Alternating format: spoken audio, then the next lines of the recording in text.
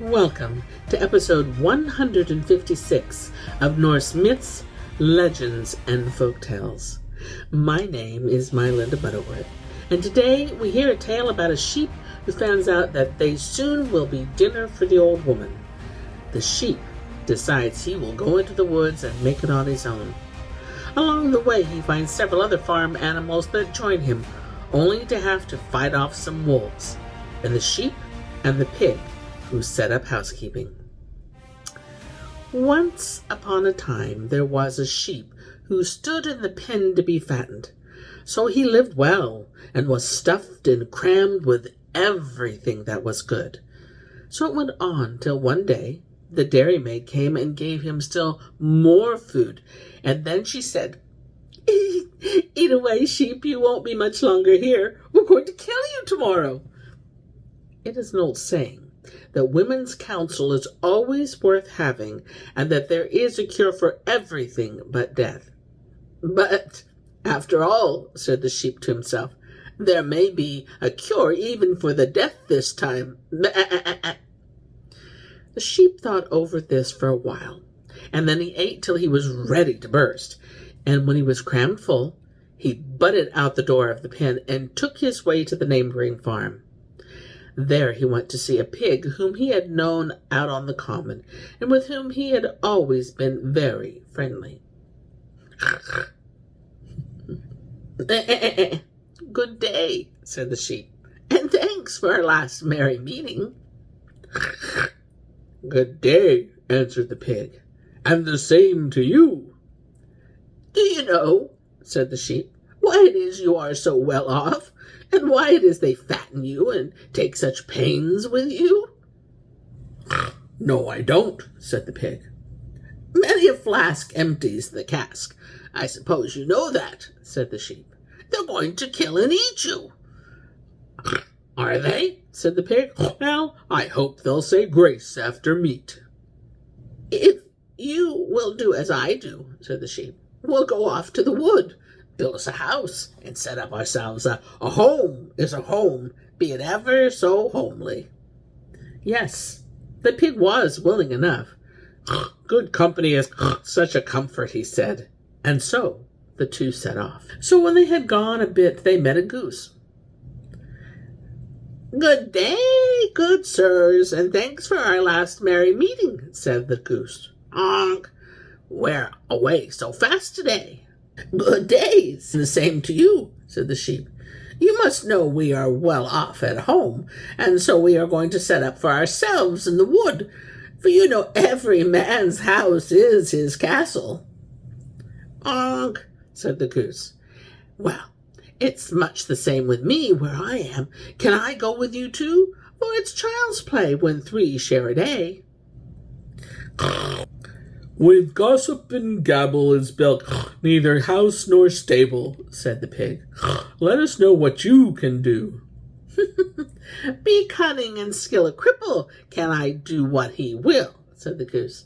"I can pluck moss and stuff it into the seams of the planks, and your house will be tight and warm." Yes, they would give him leave, for Piggy wished to be warm and comfortable above all things. When they had gone a bit farther, the goose had hard work to walk so fast.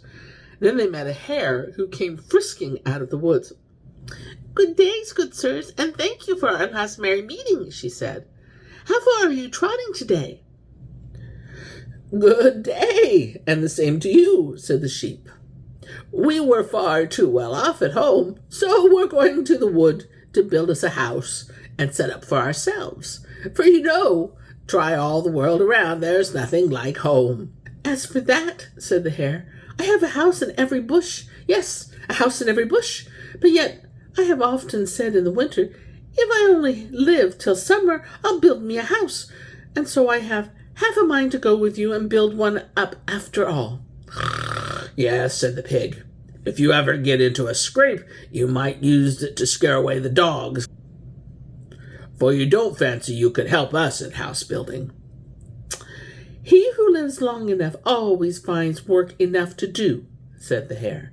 "I have teeth to gnaw pegs and paws to drive them into the wall, so I can very well set up to be a carpenter.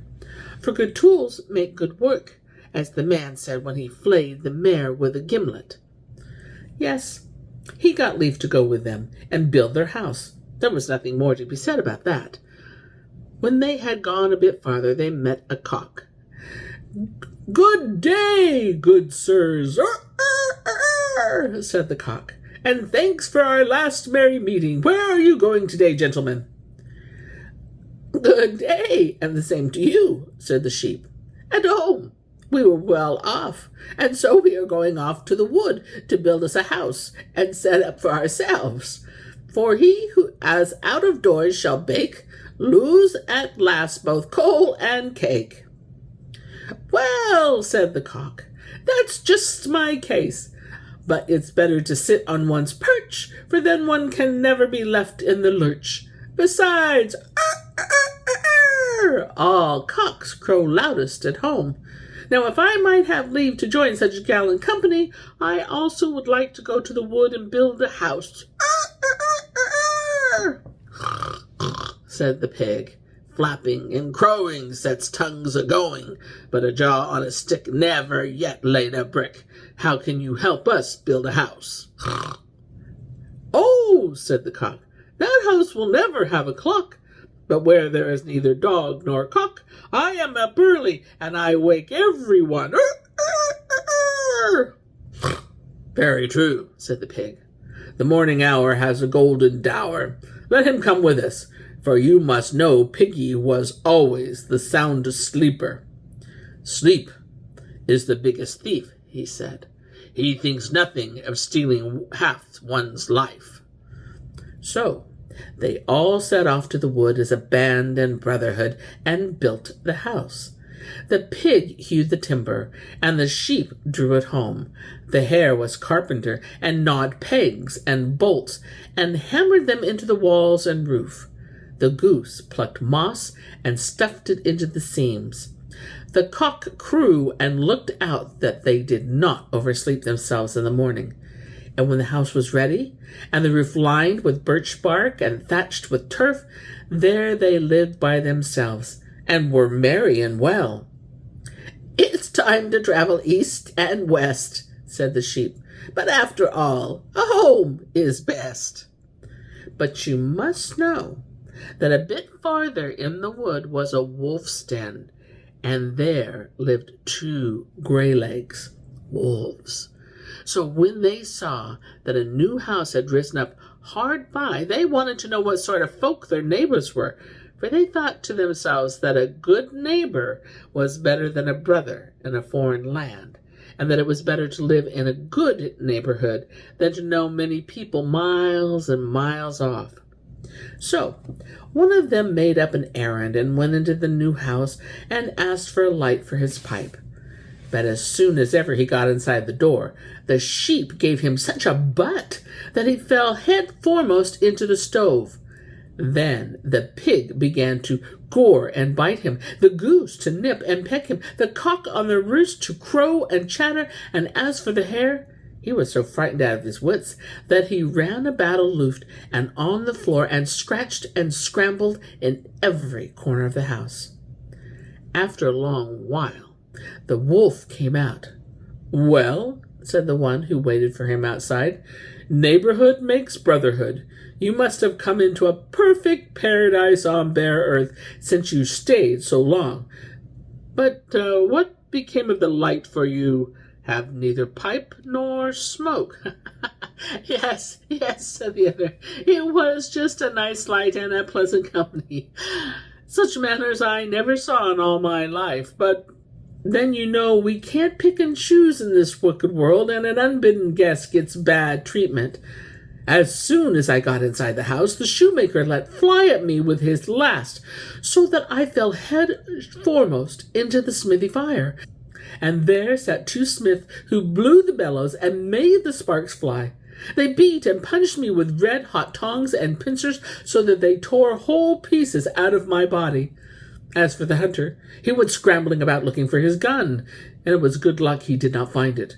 And all the while there was another who sat up under the roof and slapped his arms and sang out, "Put a hook in him and drag him here, drag him here." That was what he screamed, and if had only got hold of me, I should never have come out alive. The wolves never went calling on their neighbors any more. And here is where I end my tale for today. But I'll be back with more tales, many more tales. Until then, my friends, enjoy the journey.